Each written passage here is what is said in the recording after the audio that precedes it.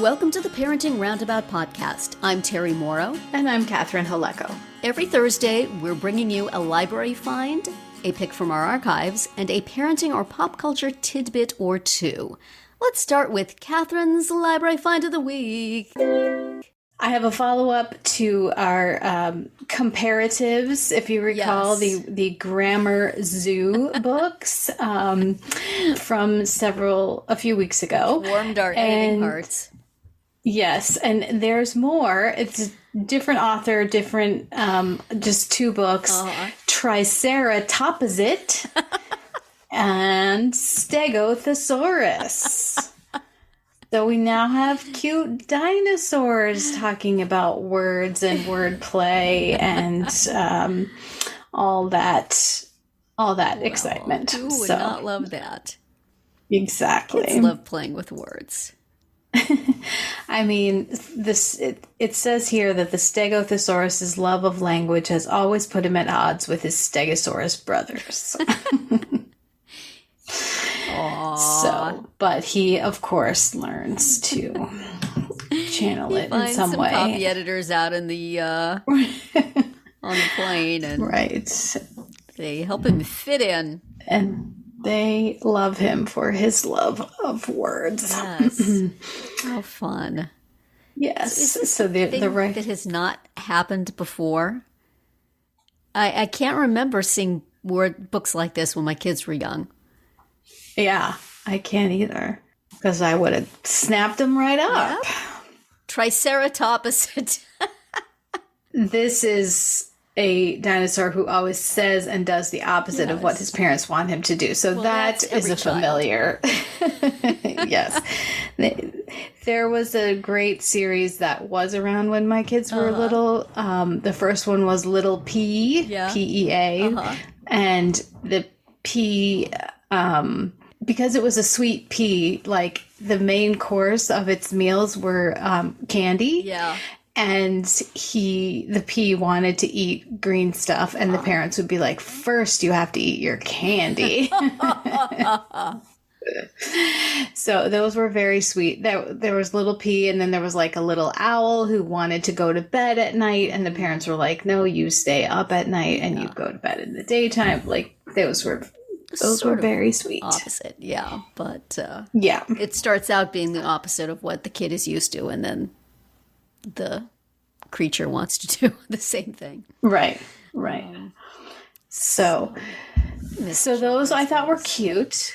And then since this was kind of half a pick, since I had picked the Grammar Zoo a few weeks ago, I'm also going to give you a bonus find, which is a snack, because, I always have to bring a snack with me to the library because I was wondering what the library connection was going to be.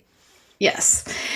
I've picked a snack before that I found in the break room. This is now one that I found myself on the way to the library to consume at the library. Excellent. And it is a brand called Clio, C-L-I-O, and it's these Greek yogurt bites. Ooh. And so they're like, they say they taste like cheesecake. I would agree. It's like little,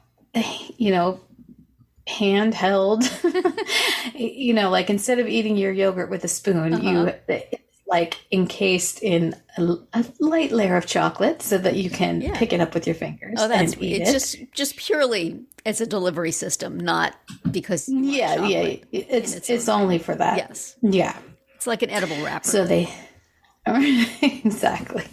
They have strawberry, vanilla. They have chocolate yogurt with chocolate around it, blueberry. So you can get like a little single bar, which is what I got, or you can get like a package of small bites. So nice. Now they have to be picked up at the gas station on the way to the library. On the way to the library. Do they have to be refrigerated? Yes. Okay. So there's a fridge at the library that you can keep them in? Well, I just ate it. Alternatively, you can eat them right out of the freezer case at the store. Don't even wait till you pay for them. Just get started. Grocery stores love that. They'll scan the package. Yeah, but yes, we do have a refrigerator. Yes. Should it become necessary? So yes. Well, I want that now. Yeah, it's tasty. Really good. I recommend. And that you could say, I'm eating yogurt. It's very healthy. Please ignore the chocolate. They have a big, 8 grams of protein. This is letting you know that. Some people eat their yogurt with a spoon.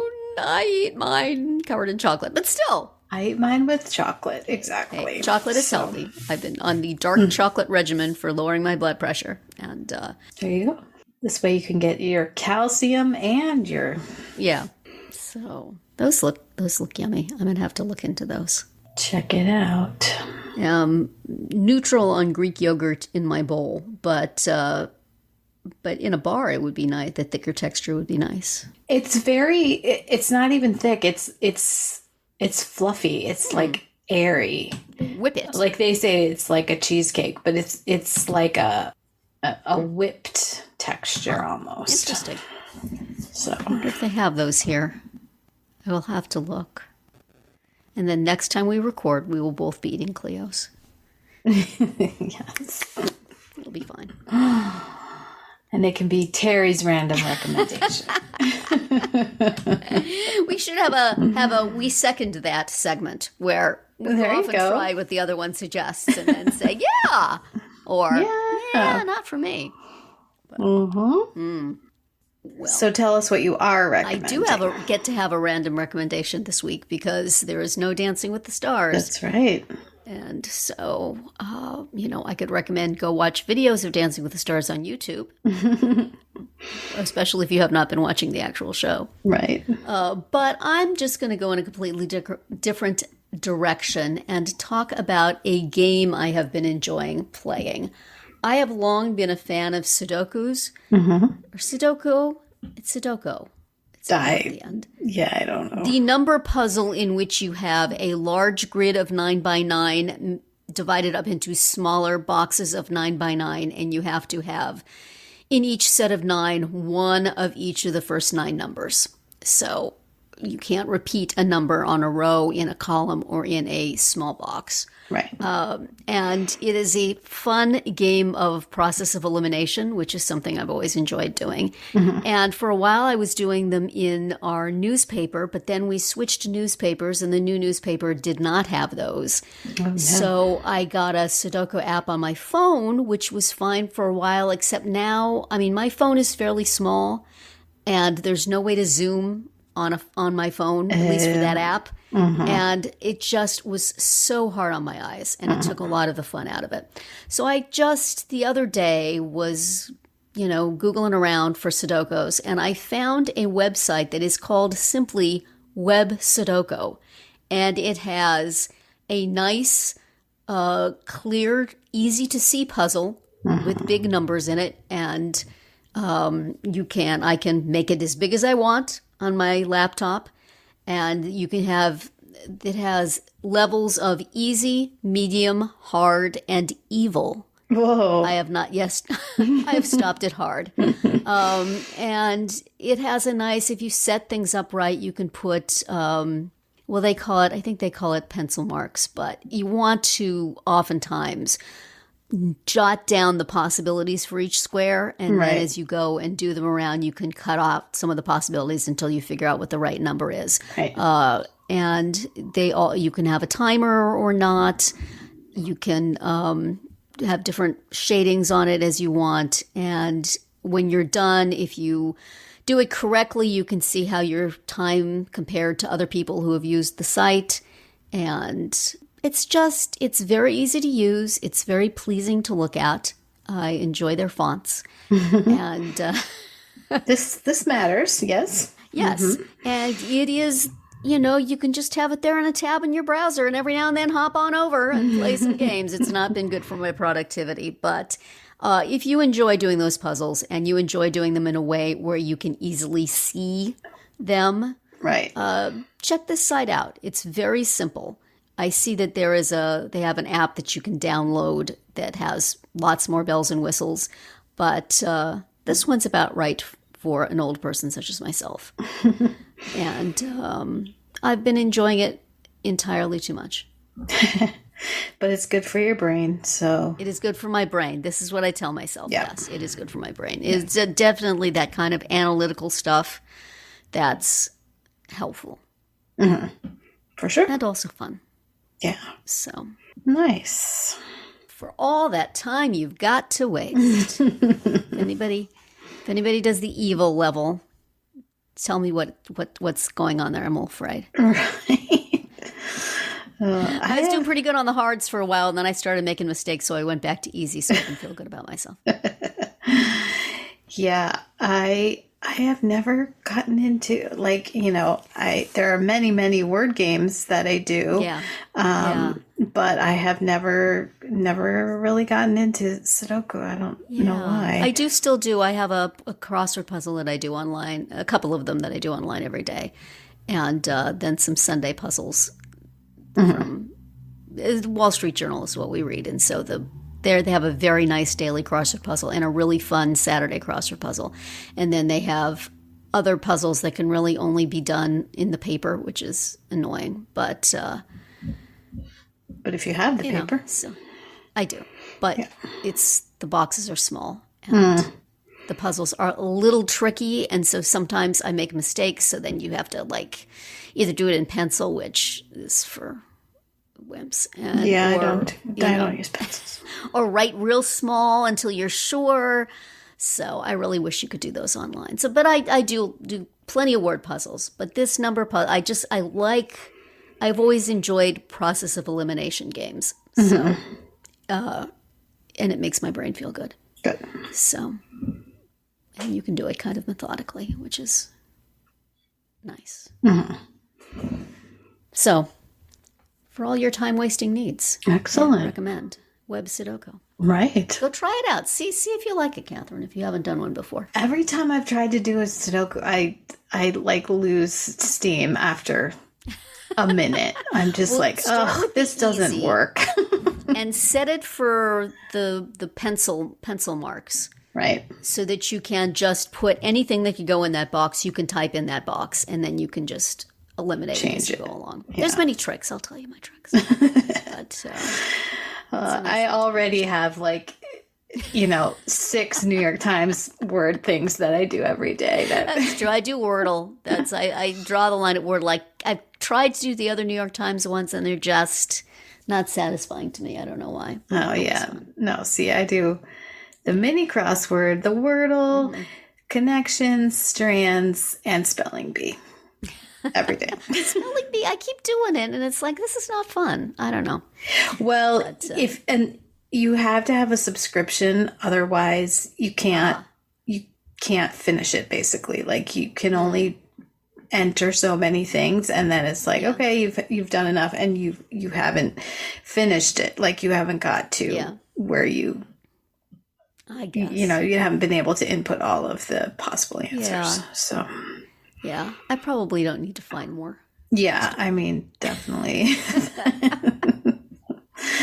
And there are a few New York Times ones that I don't do, so. Yeah. But they keep adding new things, and that's a problem. Yeah, they are not our friends. Yeah. But anyway, speaking of adding things. To do while you listen to podcasts like this one. So. Yes, we have added many a thing over our many a year. In 2022, we were talking about Apple Watch features and all of the things those gizmos can do, and how parents might take advantage of that.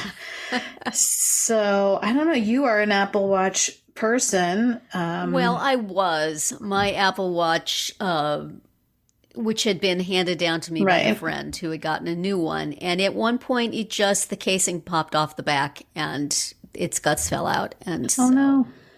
I could have bought a new one, and I did not. And now I am weaned. So it's not impossible that I won't at some point going back to having one. There were things about it I enjoyed. Right. But oh, do I need to spend the money? I have so much Technology. stuff I don't use. Yeah. It's possible. Next big birthday, I could have done it for 65. I could have gotten me one, but... by the way, yesterday I got, pursuant to our past discussion, yesterday I got not one but 2 pieces of junk mail from financial planners that were asking basically, have you thought about your death? Right. So, that's if I got an Apple Watch, they would be pinging me all the day. They would. Oh my gosh. At your age, do you have a will? Is it updated? Have you spelled out if you want to be kept alive? Right. Come on. So, yay. Aging. Yes. But anyway. And here are all your Medicare options. That's right. Well, the Medicare is shut up a little bit because I've passed my window. You passed your age. Every now and then a window opens up and then it's like, do you want to make a change? Right. Come to us. Give us your money. So if you, we would have to think of what the features are, what the features would need to be to bring you back to the Apple Watch. I don't know. Yeah. Let's see. What would I want from an Apple Watch at this point in my parenting life? I need my son to have an Apple Watch that is set to notify me of his whereabouts at every time, and also what he is doing when he is in his room. A spy cam. There you go. Does Apple Watch have a spy cam that I could just like leave something in his room in a place he wouldn't notice it, and then I can watch? Possibly. I don't want to know, but I am curious. Yeah, I need it to prevent me from looking at the locator, the Life 360. I need it to just not. Every time you go on there, it gives you an give me a little wrist. shock. Like, don't do it. Don't do it. Or it sends a text to your child, letting your child know, and then they give you an electric jolt. Stop it. Exactly. Yeah, it's just generally much better to not know. But it's real. It's real hard. And yet it's excruciating to not know. Yeah. It's very difficult. You're just used to seeing them being so involved, and then to be so uninvolved when they go off to college. Yeah. Disorienting. Yes. And maybe I could keep track of like, okay, am I calling them too much or not enough?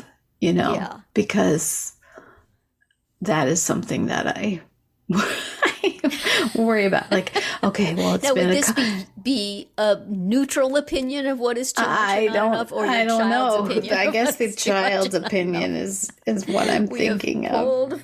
Polled 2,000 child psychiatrists as to whether you're overdoing it. Yeah, because, like... And you have filled your ring. No more calls. Right, there it is, Like, does tagging them on Instagram count? How much is a text versus a phone call in your little bank of contact, numbers? Yeah. So if it can count steps and movement, it can count that. Yeah. You are over your limit. Stop it. And if there was a way to have, like, child surveillance, but I just need a summary once a day. I don't need to be I shouldn't follow it obsessively throughout the day. Right. But just if at the end of the day, there'd be a little message on my watch that said, your child ate 3 meals. Your child went to bed at this time, woke up at this time. They drove at this speed. They attended these classes. Yes, I would like that very much. They made these inappropriate friends. They, here's what you should worry about.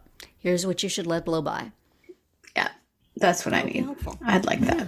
Yeah, little thing where you slide across and you see like a little capsule of each factoid, and then we could just focus.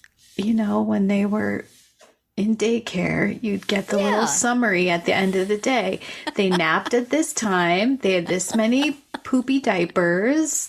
This is what we ate for lunch. This is who they played with. I mean, yeah, it's really not too much to ask.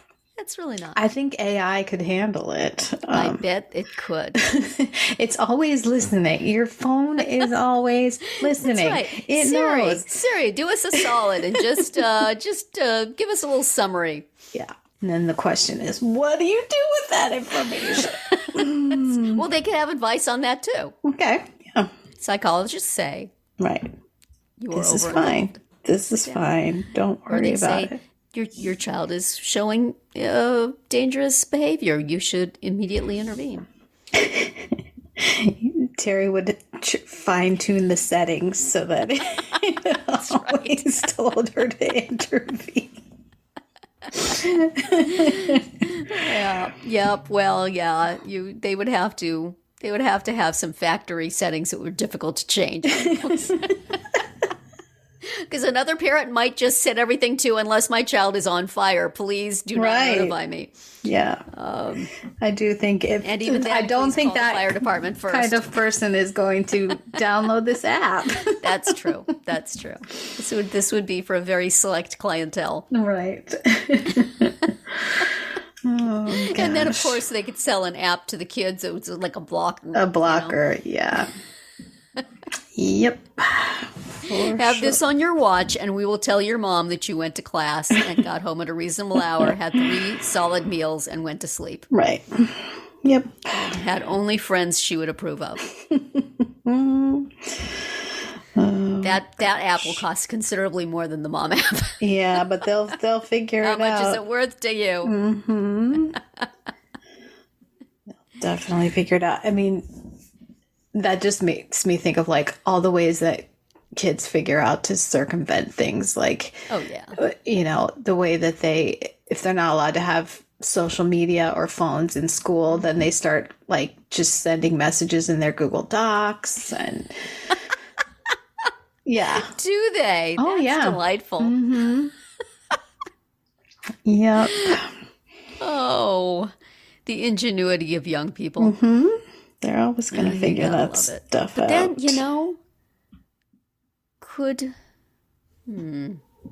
I guess you would have to have, could you go into your child's Google Doc? If you leave them little messages on their various manuscripts? Yeah. Well, I read this essay, honey. I made a few suggestions. Oh, they love that. Just put a little note in there. Somebody says, I love you. Anonymous Gopher says, I love you. Yes, we have never done our planned topic on what up with the anonymous animals on Google Docs. Yes, today somebody is having a lot of fun. Where's the children's book about the anonymous animals in Google Docs? You're not showing up right now, but earlier today you were a gopher. A gopher. Yes. It was cute. A little icon where the gopher was like popped up, sticking up out of a little hole. Yeah, sounds like me. They're all cute, the little drawings, even when it's like they really are a dingo or something. Sometimes they're vaguely insulting. Yes. Anonymous rat or whatever. Yeah. Nobody wants to be an anonymous rhinoceros or a hippopotamus. What are you saying? I don't know. Who set this up? That pygmy hippopotamus is all the rage. That's true. So That's true. They're going to have to make a new Google icon of the pygmy hippo. Oh, golly. Technology. Mm-hmm. Not fun. And also, we definitely need to make sure that the Apple podcast app comes pre-installed with the Parenting Roundabout podcast. Yes, that please. That would be a requirement. Mm-hmm. So whatever parent settings they have, that's got to be one of them. And it will take up all the memory in your watch with the past episodes, and you won't have any ability. It won't be able to track anything else. Just listen to our podcast. It'd be delightful. Perfect. Thank you for listening. You can find all our episodes on Spreaker, Apple Podcasts, Amazon Music, or wherever you get your podcasts. You can find recaps, links, and an opportunity to comment on our website at parentingroundabout.com. You can also talk to us on our Facebook page, on Instagram, or on Twitter, where you'll find us at Roundabout Chat. And please visit our Amazon shop at amazon.com/shop/mamatude, where you can find links to a lot of the things we've talked about over the years.